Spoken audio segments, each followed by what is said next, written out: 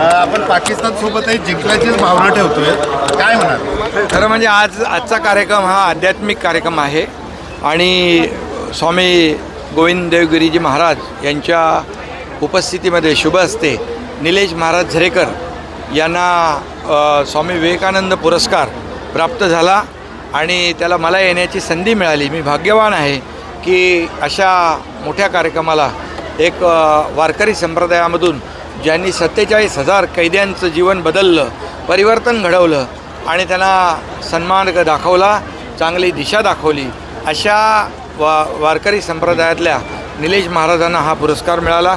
त्यांचं अभिनंदन, त्यांना शुभेच्छा. खरं म्हणजे स्वामी आपले गोविंद देवगिरी महाराज यांचा गीता परिवार फार मोठा आहे आणि संपूर्ण देशात नाही जगभरामध्ये त्यांचे लाखो करोडो अनुयायी आहेत आणि ते देखील अतिशय एक देशभक्तीचं काम, हे आपल्या धर्माचा प्रसार करण्याचं काम, या ठिकाणी अध्यात्माचं काम जगभरात करत आहेत आणि त्यांच्यासोबत येण्याचं योग मला मिळालं आहे आणि म्हणून मी त्यांना देखील धन्यवाद देतो आणि शुभेच्छा देतो. सर, पाकिस्तानबद्दल टीकाच करतायत. चांगलं काम नाही, पाकिस्तानला ठोकण्याचं काम केलेलं आहे, पाकिस्तानला धडा शिकवण्याचं काम केलेलं आहे.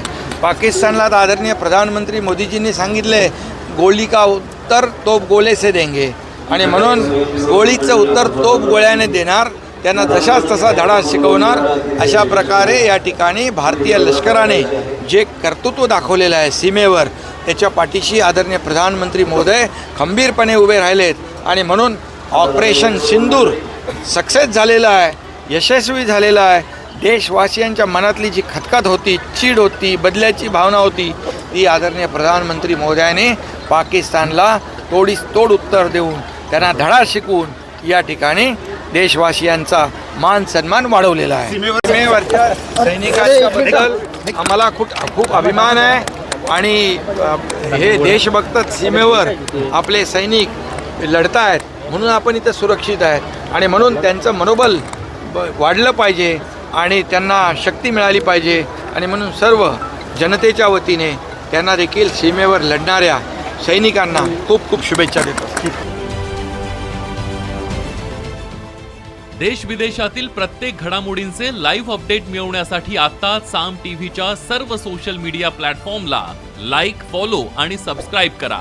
तसंच सर्व नोटिफिकेशनसाठी बेल आयकॉन प्रेस करायला विसरू नका.